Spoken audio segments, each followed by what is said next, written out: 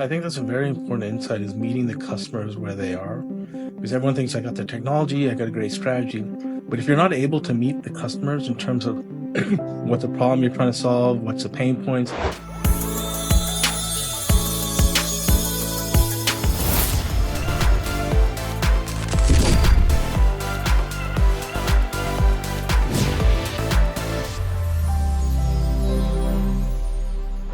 All right, everybody, welcome to the AI Space Podcast, where we strive to encourage and empower AI founders, innovators, startups, and businesses to drive innovation and scale their initiatives with game-changing insights. It's 2025. I hope it's going great for you guys. I'm your host, Sanjay Kalluvilayil, founder and CEO of Stonehouse Advisors, a consultancy dedicated to helping AI leaders create value and maximize valuations for successful capital raises and exits. This is our 5th episode, and we're thrilled to have Brad Messer, a former big tech AI engineer turned entrepreneur and venture builder. He's a founder and principal consultant of Structure AI. Structure AI is a digital transformation consultancy whose mission is to democratize AI and make it accessible to businesses of all sizes by empowering organizations with the knowledge, strategy, and tools needed to implement AI responsibly and successfully. So we have an awesome agenda today. As always, we'll discuss AI democratization, empowering businesses and unique experiences, business scaling, cost-effective strategies to grow your business, technology, integrating AI into your technology stack, ethical and responsible AI, balancing innovation with accountability, and then finally with some encouragement. It'll be final thoughts and words of encouragement. So let's dive right in. Brad, here on the AI Space Podcast, we highlight game-changing insights that drive innovation and help businesses scale their initiatives. What do you see as the hottest trends in 2025? Oh boy, this is the interesting one. So we've definitely seen the movement of agents becoming one of the biggest factors. So we do see agents. We are starting to see agent frameworks actually develop. Those were previously just seen in research. Now I think are starting to make more of a movement towards production. We do also see the movement towards smaller, more focused, discipline-specific AI models. So we do see that coming through, which will save us provides a lot of accuracy, but saves on the cost of operations.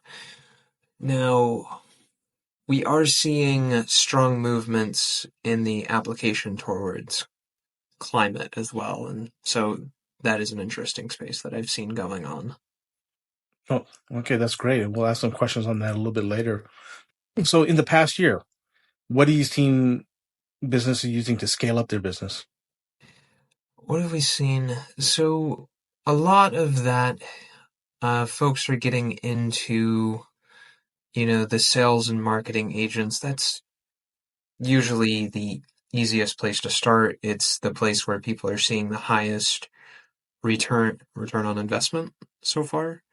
Now, there is also getting into core operations because you can put AI into all parts of the business, but it's a matter of picking areas that are well understood, running the pilots, making sure people understand how to use it, that it's going well, and that it overall has the impact that we are looking to have long term.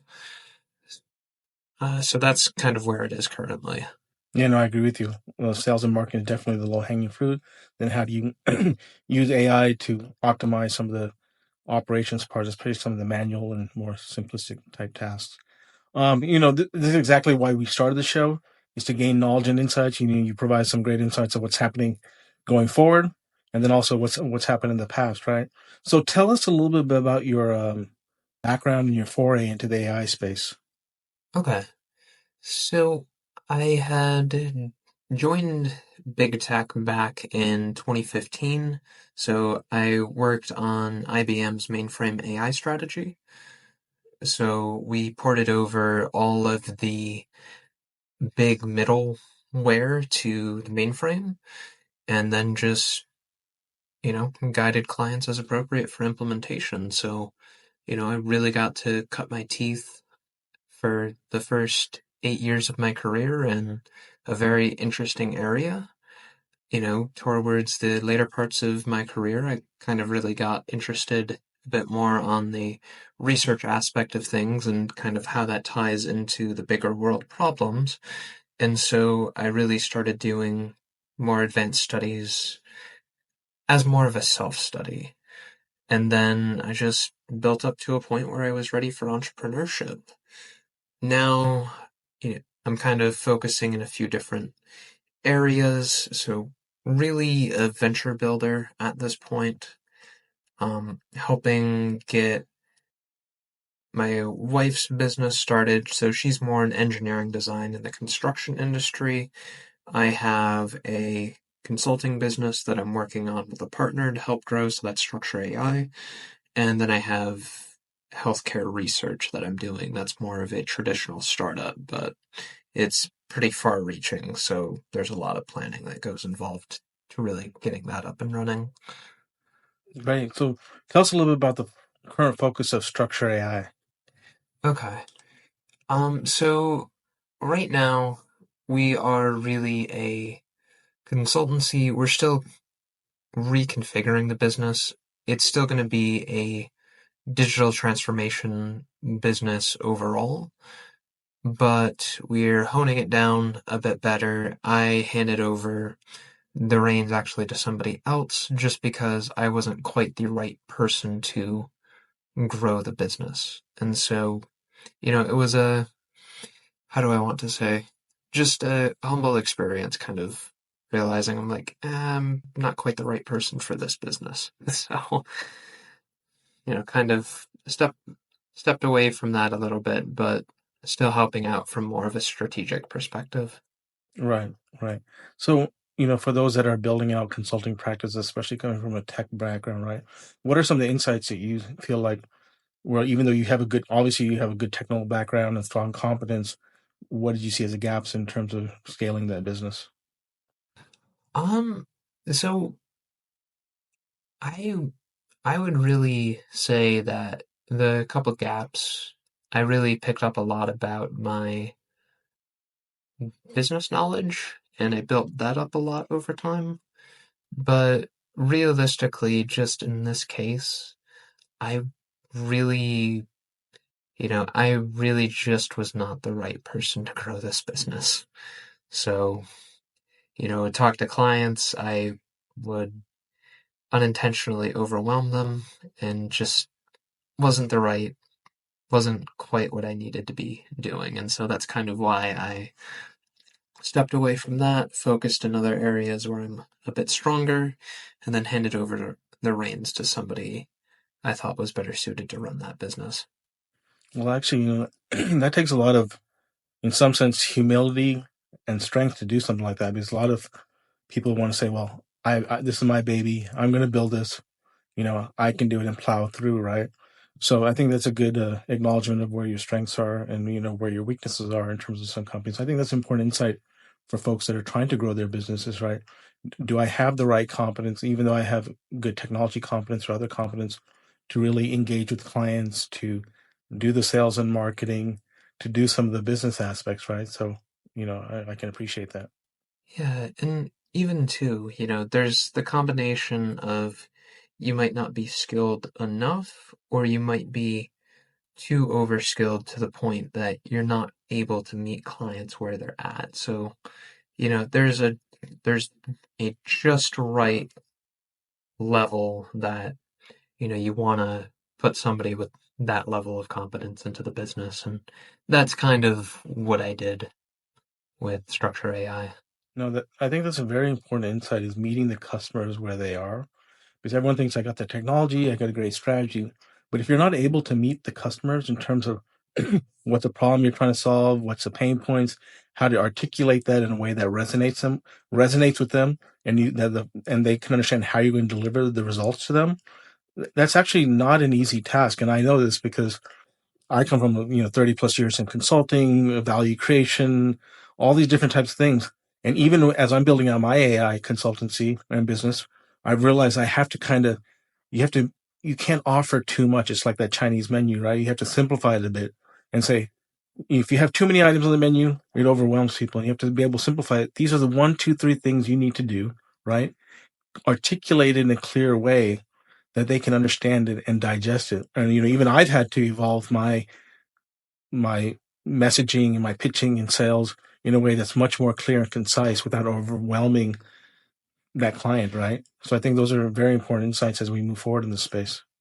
Yeah, and I think what I had also noticed was that I had gotten into mergers and acquisitions just a few months before I'd really kicked off the lead gen in Structure AI, and then I was incorporating some creative levels of deal making, to maximize overall return to the economy. And I was just like, that just ended up being like way too much with the people I was interacting with. So just, keep it small, keep it contained, don't try to do fancy things, and, just deliver the end product. I like what you said there, especially keep it, small, keep it simple, keep it contained, right?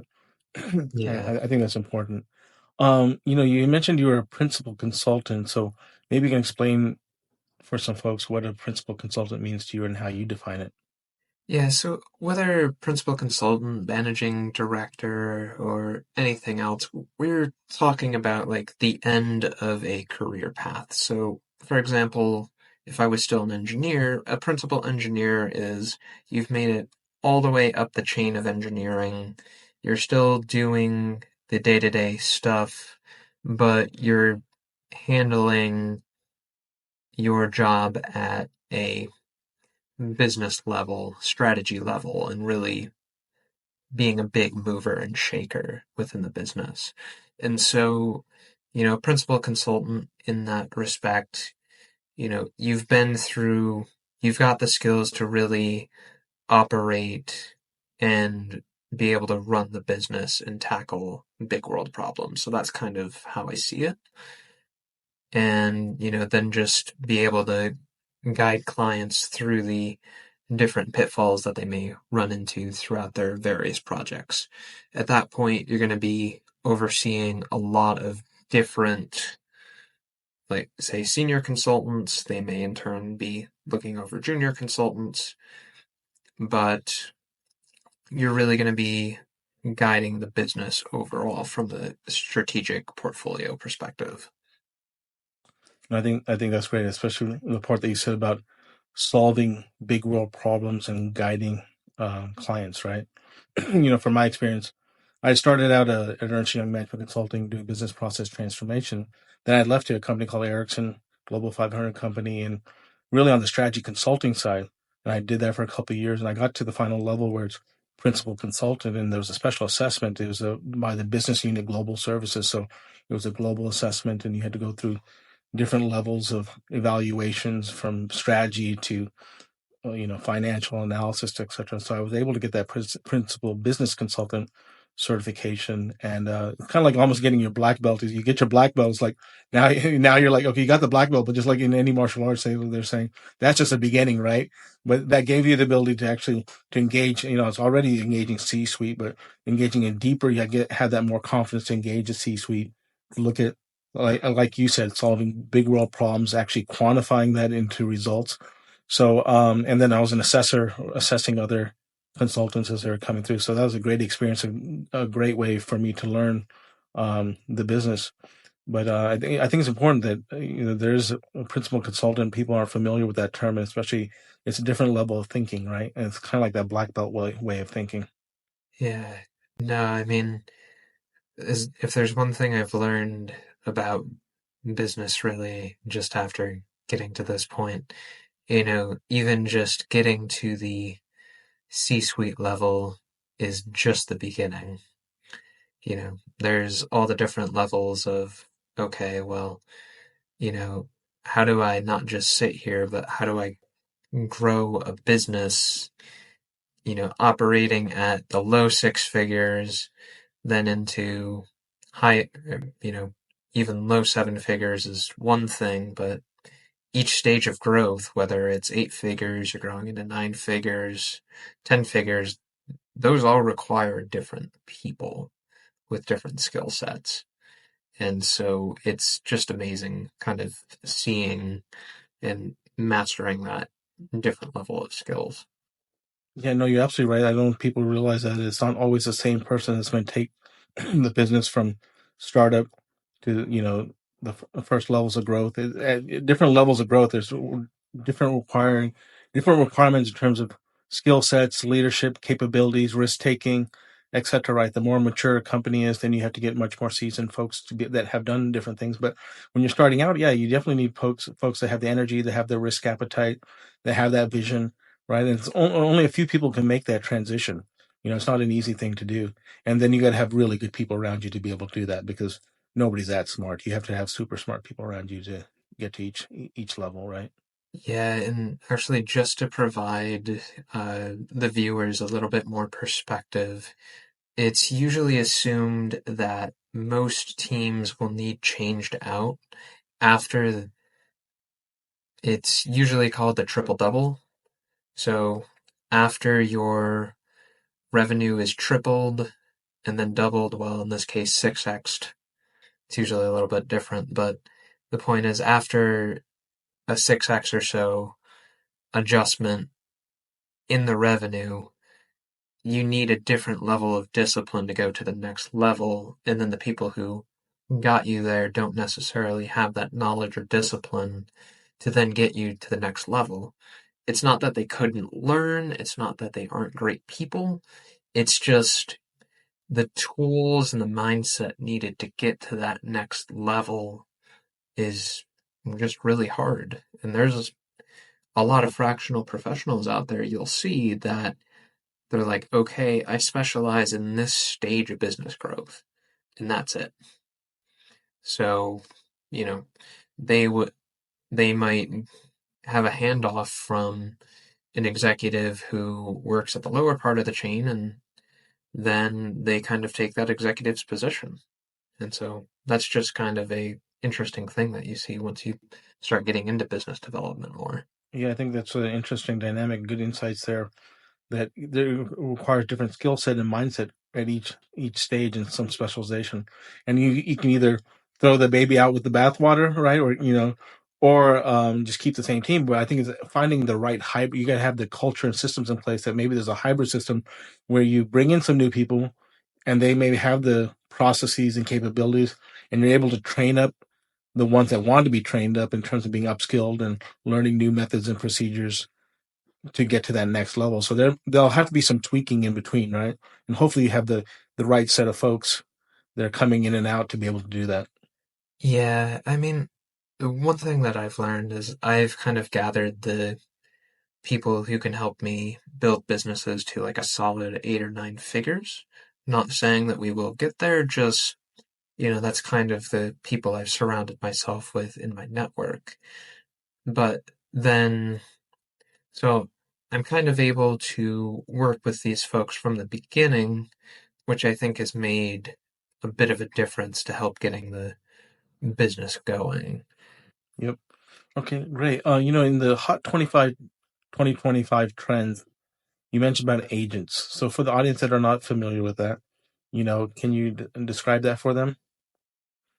Yes. So just think of it at a more conceptual level as like the AI having a persona or a role within the business, and then it can fill that role in a, of course, programmatic manner, but that's what agents are at a high level.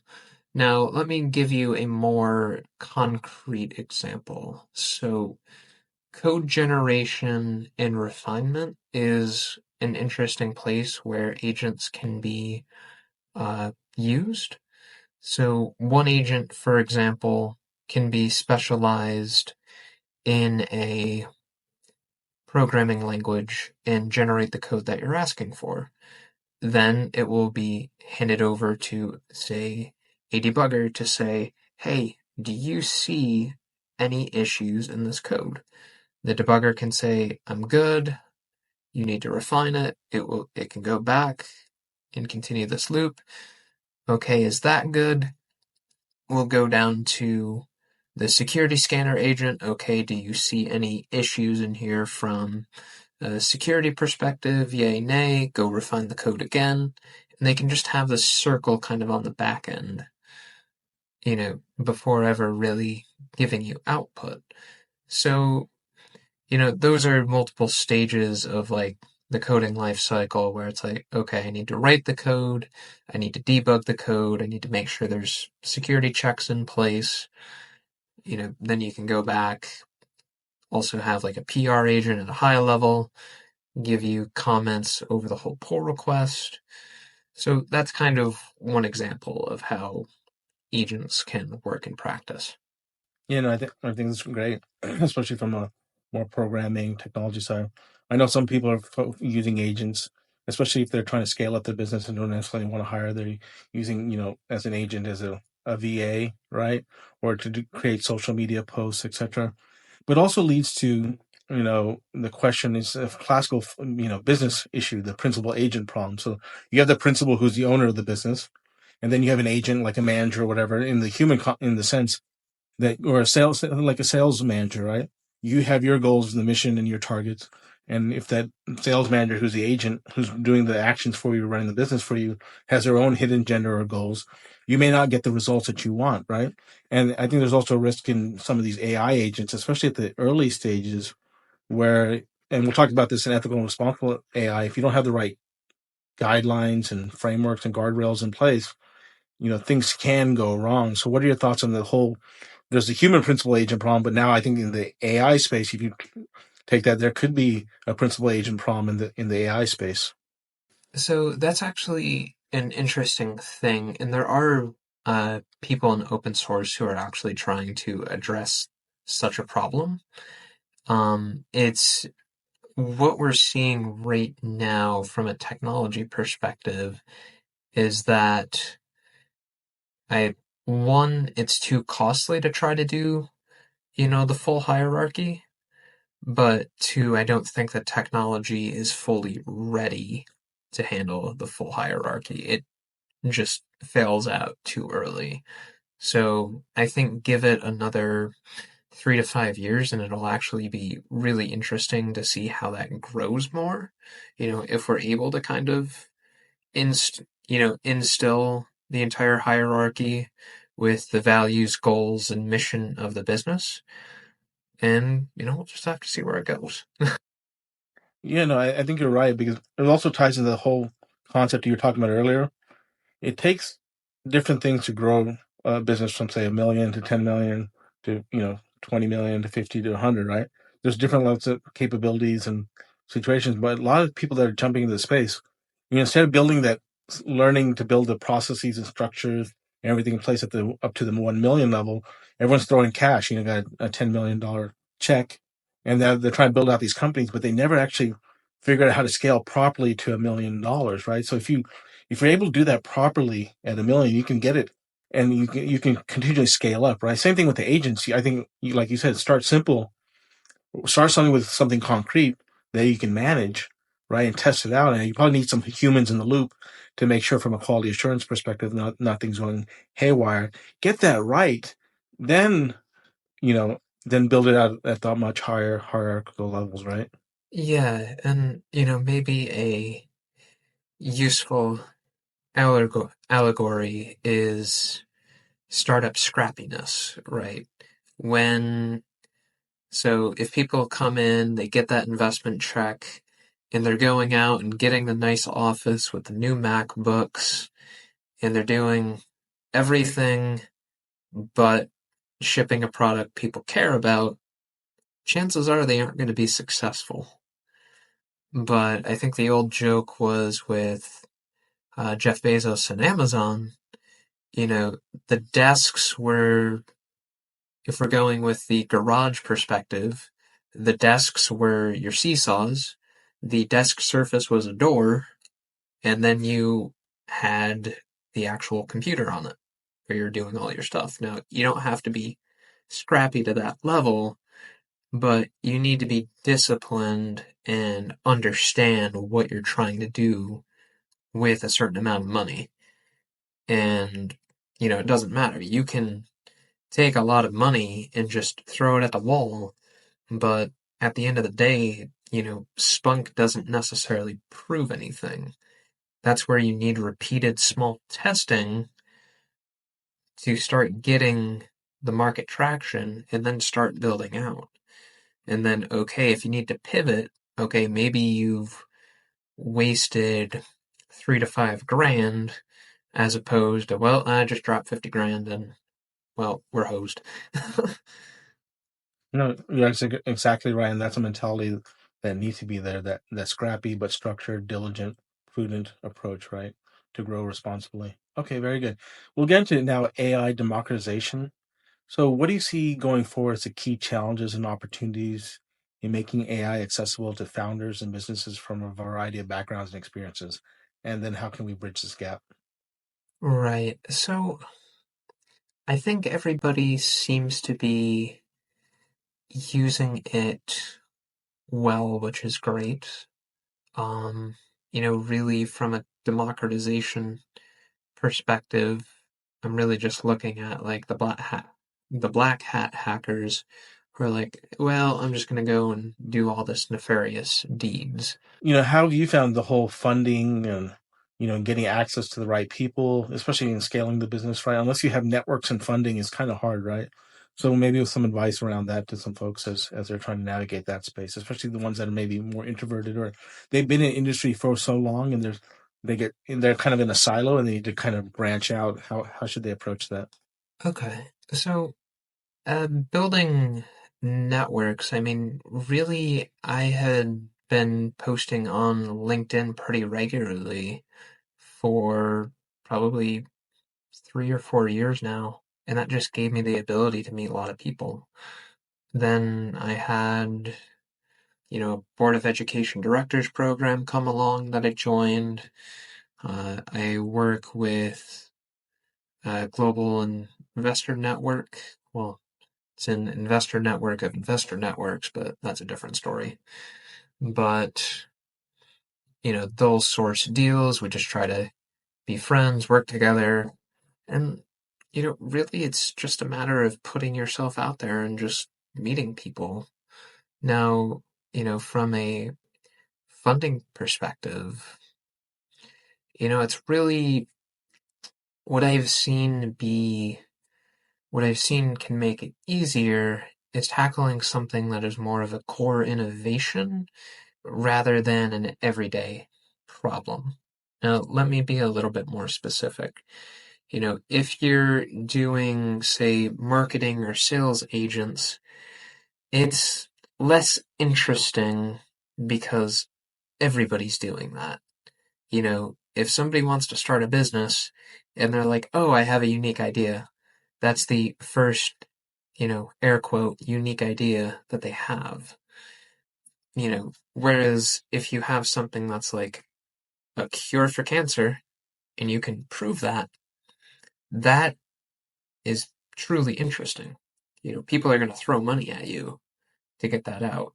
And that's one aspect of getting funding. There's certainly a lot more to it because investors go through whole due diligence. But that's kind of what you see from the idea level. Yeah, no, I think that's very important what you said. The two things. Number one is getting out there, getting yourself out there, and two is solving a unique problem, right? So on the going back to what you said about you were posting for a while, right? Because by nature that's not something I tend to like to do, but I remember posting for a while and then I paused for a little bit because I thought, oh, no one's really, in the early stage, no one's really responding, maybe a like or two on LinkedIn. And then I talked to a colleague and he's like, wow, you have some really good posts out there. They're really professional and etc. I was like, I never saw him like anything, but he gave me that feedback. I was like, okay, maybe I should be posting. And I got to remember, it's not about the likes. It's not about that. It's about, are you getting your brand out there? Are you building your brand and your reputation? And then later, they start building up, right? So I think the key thing is not to wait for people to come to you or wait for the likes or wait, I've learned one thing in life, especially as I'm reassessing in mindset. If you do the right actions, you get the right results. You don't have to worry about hope or fear. Hope, it takes out the emotions. If you're doing the right things, the results will come. You don't have to worry about, I hope this is going to happen or I fear this is going to happen. The opposite.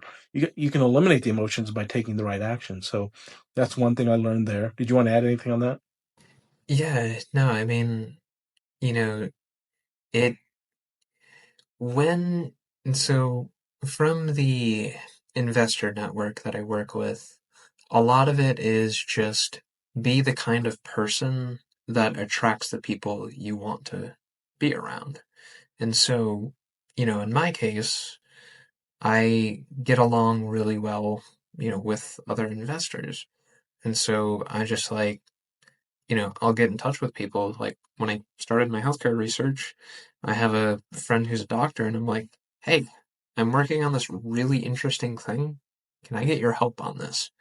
We had a talk, and now we've been, I want to say, working on it for probably 6 to 8 months now. So, that's kind of how that happened. I will start talking with friends in the investment space, and they'll be saying, okay, I have these challenges.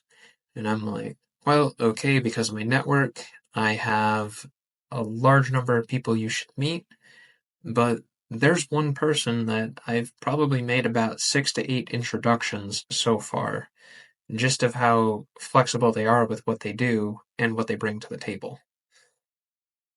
I think that's great that you're able to. We talked about networks and the fact that you're kind of paying it forward and not always worried about what's in it for you in a sense. But I think it's going back to what you said of also solving that unique problem.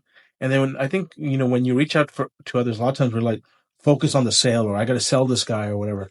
Sometimes you got to. It's a multi-step process. It have to be a sale. Are you got to build a relationship and then reaching out to people. Hey, I need some. Can you work with? Let's partner or think of some ideas to explore this in terms of solving this problem, right? And people are always willing to do something like that. I think that's good insight you brought on the healthcare side. So maybe you can talk a little bit more about the healthcare side, what you're doing there, and what the approach is, and some of your insights around that.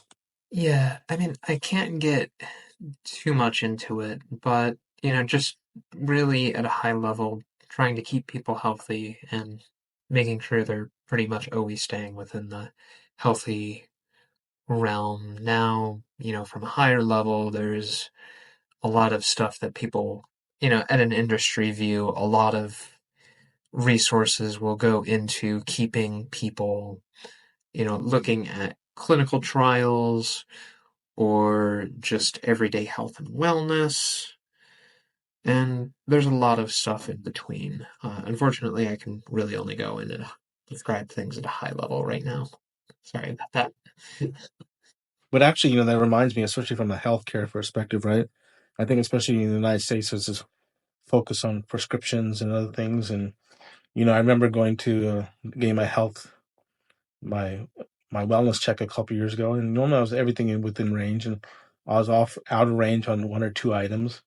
I think my HDL was off by one out of range, and then cholesterol was a little high, and instead of taking drugs, I just adjusted my diet and took some exercise, and by the next year, everything was back in range, right? So maybe using. So I'm trying to elaborate on that in AI is making sure before you have to get into the prescriptions and stuff like that, is your health in range, right? And then if you have to get into prescriptions, because some people have that because of maybe genetics or other factors that they may need that. Then just making sure that they're staying in healthy ranges and not you know deteriorating to a further sense, right? Yeah, yeah. And, it's one thing that I like to do, before necessarily just bringing in technology. I try to build the systems and try to give the business a chance to really take before, saying, I need to put technology ABC here. So, for example, in my wife's in my wife's engineering design business, we're still writing all of that content by hand. Now, we're using ChatGPT on the back end to generate some stuff, but a lot of this is also super technical, you know, very detailed things about how a building is being built. And so we're like, okay, we're going to mix between using ChatGPT to write some of the easier stuff. The more technical stuff we still handle, but we still do by hand.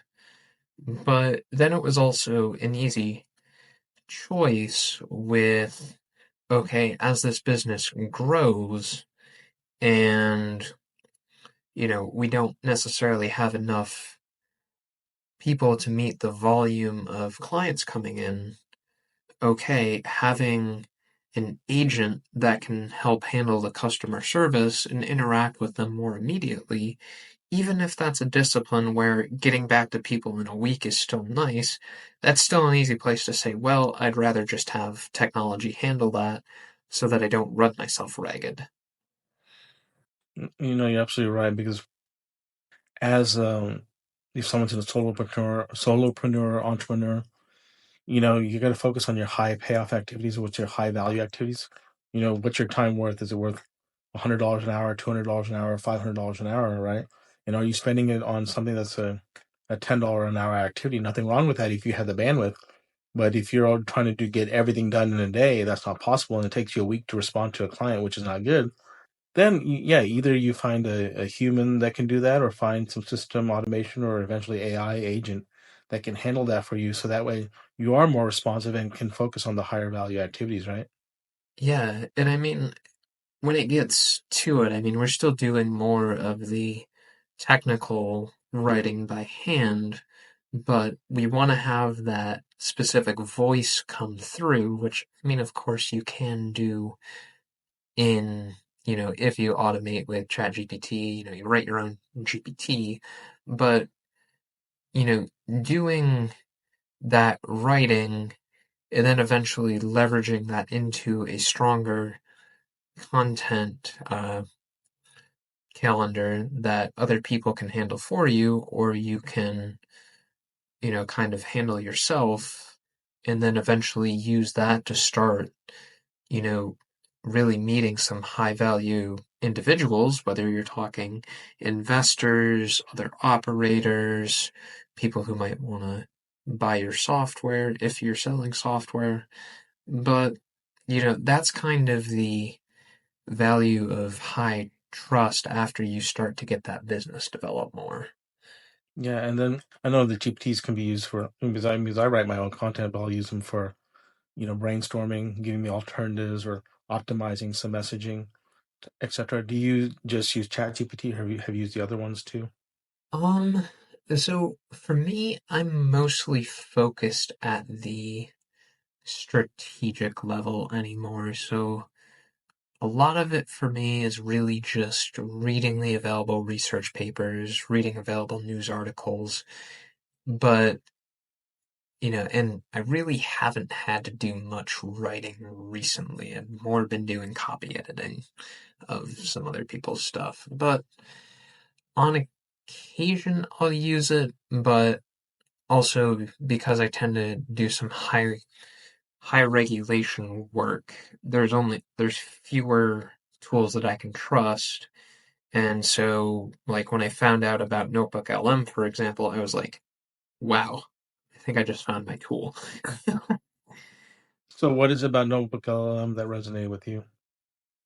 It's a little bit more geared towards higher trust, high regulation environments. So it is built on top of the existing LLMs that are out there, but there's been extra care and feeding to make sure that it cites its sources, you can link to the documents, and then even just people saying like, hey, you can use this as a research assistant.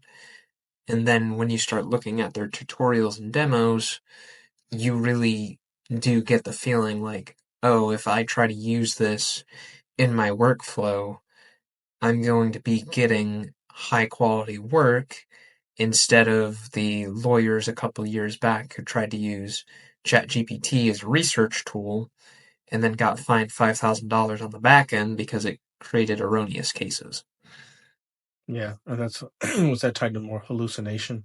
Yeah, hallucination, I guess, for our audience is that when a GPT kind of makes up a response, right? It's kind of like if you ask me a question about some deep quantum physics, right? Either I can tell you I don't know the answer, I can just make something up, right, and give you an answer just from my experience, and you probably wouldn't want that answer anyway. So, okay, so we're talking about business scaling. So I think that's a good segue. So, how can AI create opportunities for startups and businesses to scale rapidly and cost effectively to create the next unicorn? So, we've already talked about agents. What else is there from a scaling perspective that we should be looking at going forward? Right. So, I mean, I would still stick with the I would still just stick with the evergreen advice that you want to look at the biggest pain points in your business and understand if it makes sense to apply technology there. I mean, you know, we I was actually talking with some fractional executives earlier, and that we were communicating back and forth like, how do you see fractional executives being useful? And I'm more trying to say it's less about specializing yourself to say, well, I focus in AI agents or just higher level AI in the financial industry, more center around the problem that you're trying to solve, and then see which solution makes sense independent of the technology, or even if technology should be used. But I would say, you know, from an, you know, from an more of an AI perspective, of course. I mean, we have all of the integrations into CRMs that are proving themselves highly effective. So whether that's just the sales or marketing, because the AI isn't just the agents, it's all of the core innovation on understanding customer sentiment and writing the responses on the back end that is built underneath the actual agents executing that themselves. So there is that lets you build at a fraction of the cost. Of course, writing material, writing content. There's a lot of stuff that's happened about that. Um, you know, of course, in a more generic sense, depending on what industry you're in, you're going to have a lot of different pain points. So just look at operations, understand where you are. If you use technology there, what does it offer currently? And does that really help you as much as you need to? And so I was talking with a client at one point who had who could go through and apply to all of these bids. And then I was like, well, wait, what if I could help you, double or even just triple that volume without overwhelming everything that's going on in other areas of the business? It's like, how would that help you? A little light bulb kind of went off, and it was like, oh yeah, that's really helpful. Yeah, yeah, no, I agree. It's like what you said earlier. I think there's different angles you can go from the scaling perspective. So do you identify the biggest cost areas where where you're inefficient, right? Maybe there's some manual processes, etc.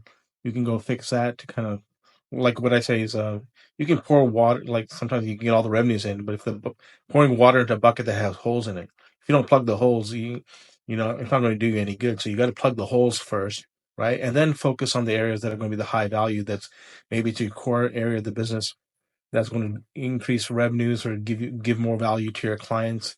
Those could be the areas. You don't have to go implement it everywhere. So implement the places that are going to help you improve the cost and also improve the top line, right? Yeah, and I mean, it's also, depending on what kind of business that you want to build at what stage, you know, technology doesn't really need to come into play until you've hit a certain scale where the pain point becomes evident, but also cost effective to actually address. Otherwise, it's like, well, premature optimization, if you're too early or if you're too late, man, I really should have done that years ago, kind of thing. Right, right, no, right.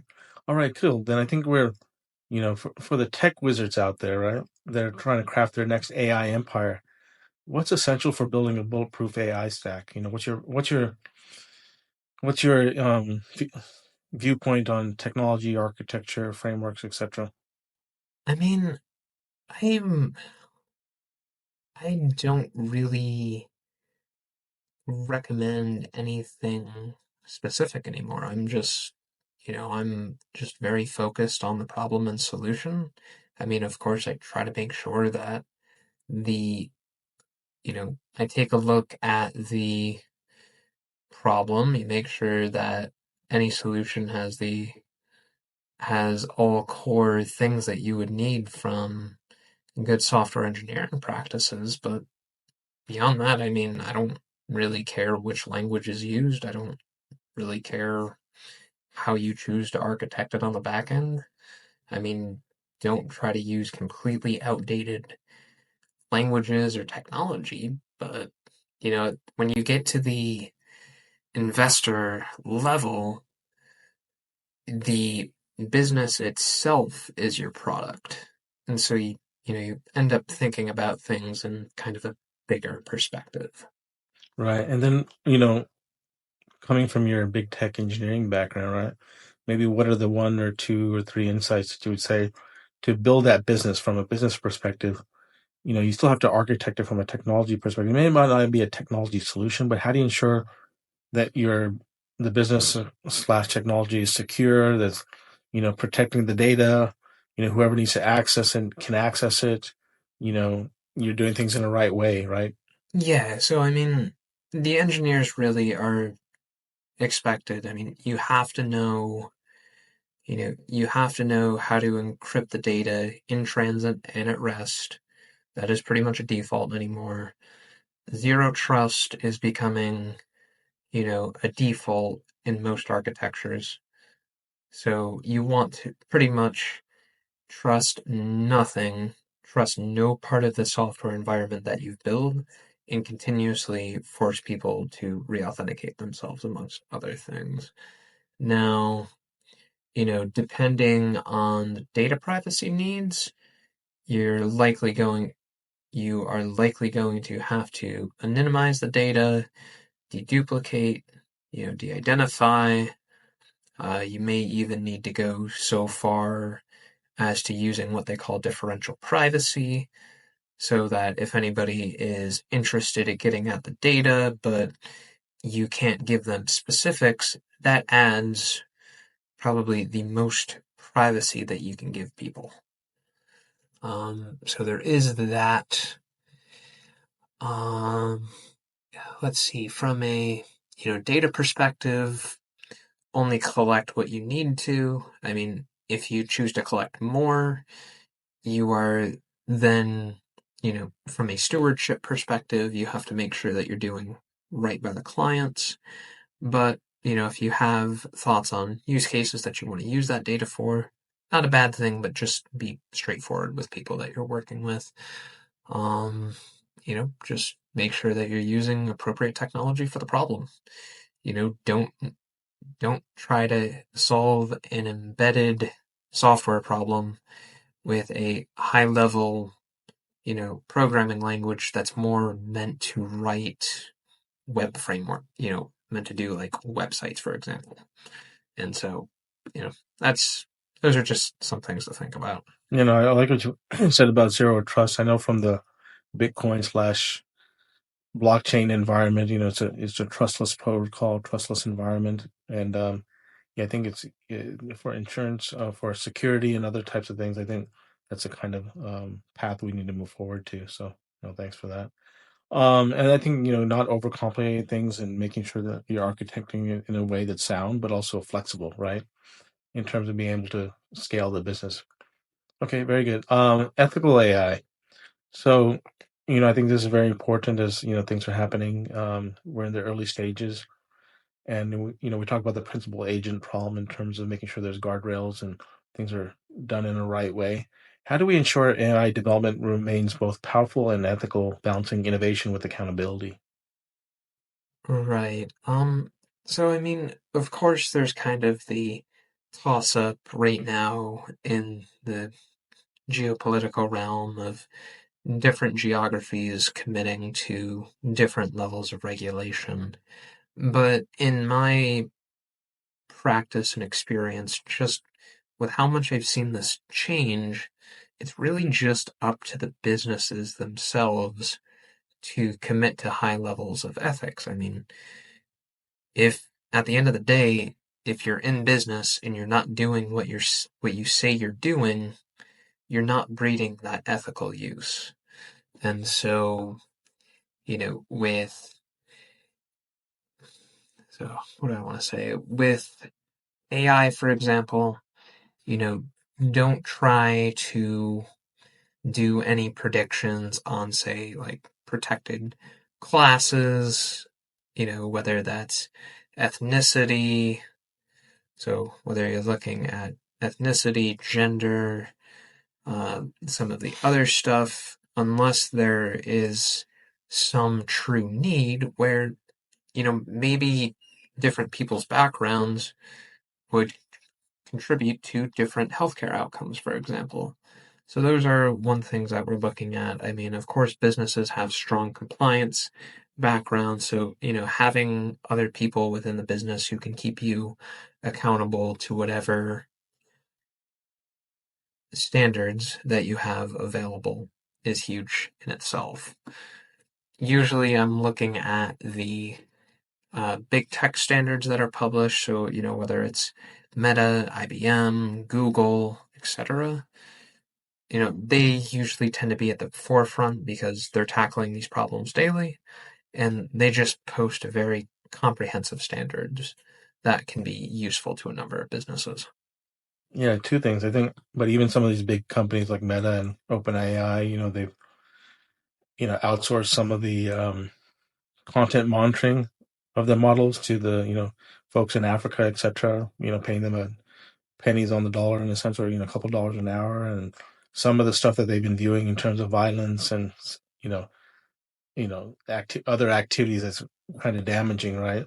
So I think there's a little bit more that needs to be done in that space. And then also, I think you bring up an interesting point, especially on the healthcare side, that balance, right? I think this is where we're looking at the balance. You can talk about profiling in a sense, right? So within certain ethnicities, but you bring up a good point. Certain ethnicities are prone to certain types of diseases, right? Or may have proclivity for those things. It's kind of interesting because I did a DNA test and I'm South Asian, or my family's originally from India, but there's some other mixes in there. But anyways, like a whole slew of diseases I'm not even prone to that maybe say Europeans are or others, and like one simple one's like skin cancer, right? Especially with our complexions, that's less likely, and we're not sunbathing. At least I'm not sunbathing, so or tanning. So there's also some behaviors in there, right? But it's finding that right balance. Whereas I think that's going to be the tricky part. It's like, okay, we know certain groups may be more prone to certain disease, and that may be because of some genetics, but I think lifestyle affects that too in terms of diet and lifestyle, and then finding the right cures for that, right? So that's going to be interesting. And then the implications on the insurance, right? If the insurance gets a hold of that information, is it a pro or a con, right, in terms of rates? Yeah, no, I mean, I, so really, I'll kind of break this down at more of a high level. We're all humans, we all make choices, and we're all responsible for those choices. And I mean, at a level, you could say, okay, there is a business need for this kind of work, but that doesn't mean that you have to necessarily solve it in the first, most obvious way that comes to mind. Is that the most humane way to solve that problem? Should you solve it differently? And those are questions that at the end of the day, you know, we have to work we have to work through.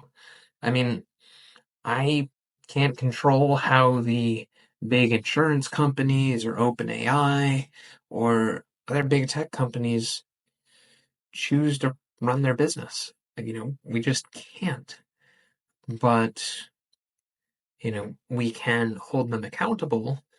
And even as people internally, we can still say, is this properly principled for what we're trying to do? And, that's where, some of those companies, people can kind of get caught in the catch-22 because it's, okay, well, I have to return maximal shareholder value, but is going about it in this way the right way to do things? Right. No, no, that's great. I know we're coming up on time, and this has been a fantastic conversation. I think we've gone into so many different areas, from the trends in terms of agents and scaling your business and healthcare and architecting in a sound way, right? So, what are in terms of encouragement for those that are kind of getting the space, building their business, maybe even struggling? What are your maybe insights and words of encouragement for those in the AI space? Right. I mean, find something that interests you, make sure it is, do the due diligence to make sure that you can make money off of it. And, then just stay safe and, you know, do, you know, stay safe and work smartly just, to build towards that next level that you're interested in growing to. Yeah, no, I agree with that. Stay safe, be smart. If you need to reach out to somebody, reach out to, a friend, reach out to a colleague, reach out to us, whatever you need to do, right? All right. Well, fantastic. Everyone make sure to check out and connect with Brad Messer. Don't forget to follow us on LinkedIn, subscribe to our YouTube channel, and find us on your favorite podcast platforms like Spotify. I've learned a lot from this episode. I can't thank you enough, Brad, for sharing your insights. So where's the best place for people to kind of follow you or connect with you? LinkedIn would be the best option. I'm your host, Sanjay Kalluvilayil, founder and CEO of Stonehouse Advisors. I hope you gained a wealth of game-changing insights to grow, transform, and scale your business to new levels and dimensions, especially in the AI space. Also want to thanks to everyone that's really been following us and subscribing. We've got some great feedback so far that we've been on the show, be able to break down complex AI concepts into something that's digestible, understandable, that's practical and actionable. So thank you so much, and I wish you all an awesome 2025.